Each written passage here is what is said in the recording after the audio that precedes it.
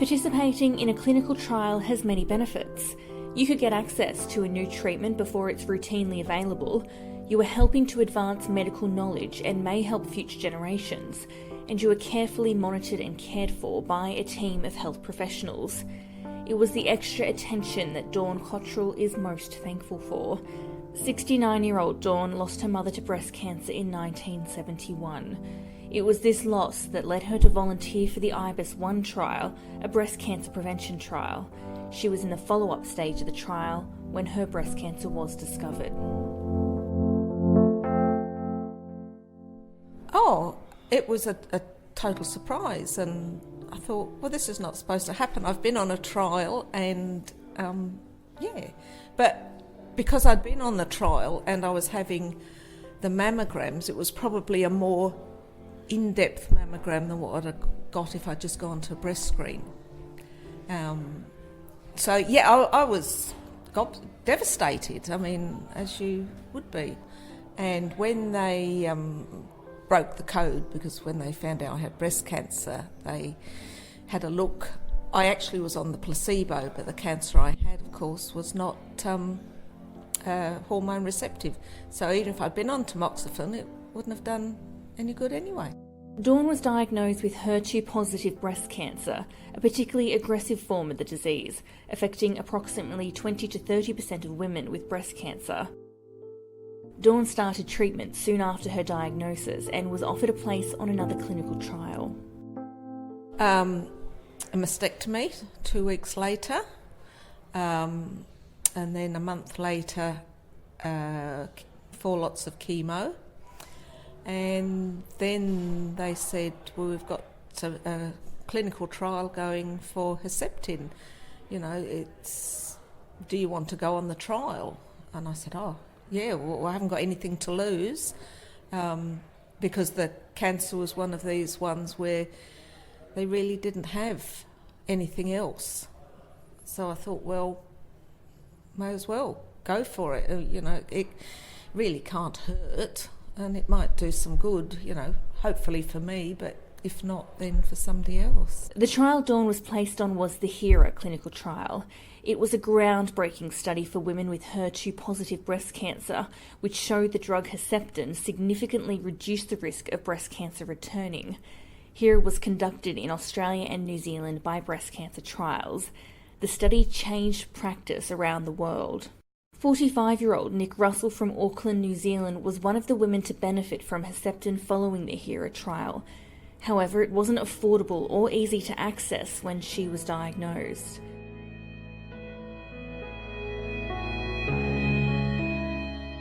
Nic was diagnosed with HER2-positive hormone-receptive stage 3 breast cancer in July 2005. But when she was diagnosed, she says she couldn't focus on herself.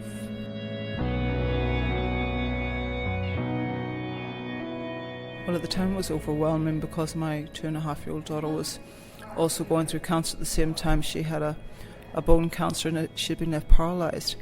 And I was a single mum at the time, and my world literally came crashing down at that point.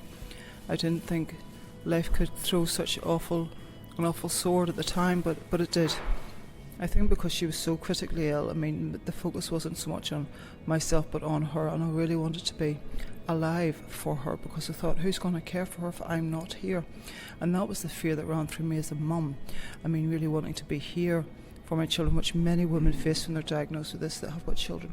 All we want to be is to be here to watch our children grow up and give them a future, because we don't want to deny them a future without us, and it was a real fear.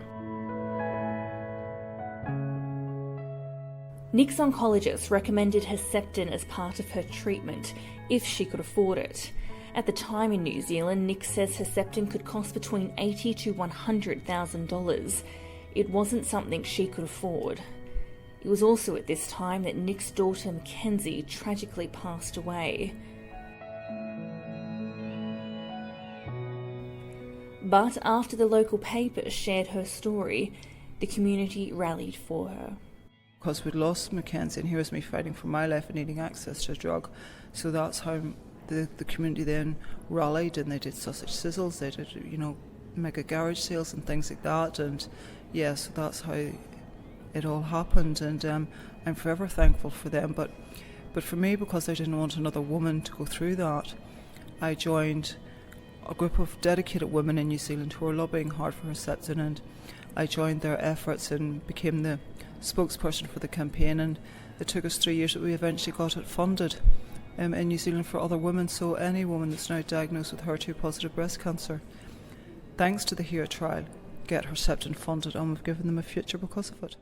While so many New Zealand women owe Nic their gratitude for her fight to fund Herceptin, Nic says she's most thankful for women like Dawn, who put their hand up first to participate in the HERA clinical trial. More than 10 years after her treatment, she was able to meet Dawn to say thank you. I mean, it was very humbling and inspirational, because I think people that are on a trial, by default, we don't think of the bigger picture. It's your little part in this greater scheme of things. But actually, Dawn's selfless act of being part of a trial didn't just give her life a chance at a brighter future, but she's helped so many more women, not just me, but many, many others, and it changed the landscape of breast cancer treatment for HER2-positive breast cancer, and also for other treatments in oncology. It has been a game shifter, and the people involved in that, we always say about on the shoulders of giants. They were the giants in this case. And it's been very humbling to meet Dawn, and I'm forever thankful to her for the gift of life she's given me and many other people for being part of a clinical trial. Dawn says she's so very thankful that Herceptin is now a part of standard care, and no one needs to be faced with a bill of thousands to receive care like Nic. It was good because, you've then got a contact. You think, oh, well, because I did this, they've now got it on the PBS and people, because I used to read about people virtually selling their houses to buy it. So that is so sad when you had to do that. Both Dawn and Nic strongly encourage women and men with breast cancer to consider participating in any clinical trial open to them.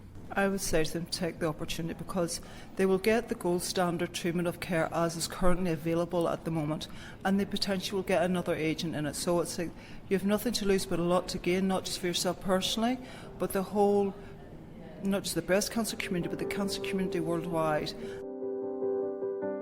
Oh, just do it.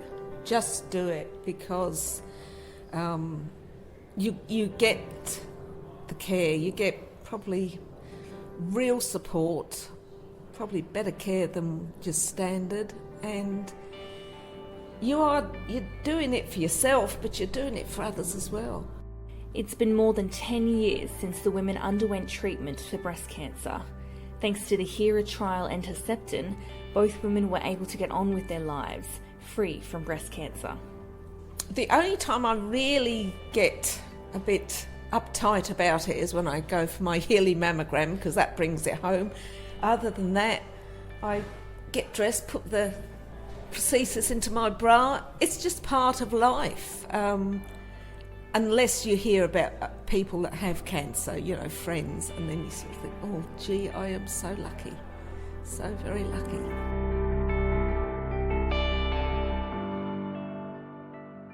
Breast Cancer Trials is the largest independent oncology clinical trials research group in Australia and New Zealand. We are committed to finding new and better treatments and prevention strategies for breast cancer through clinical trials research.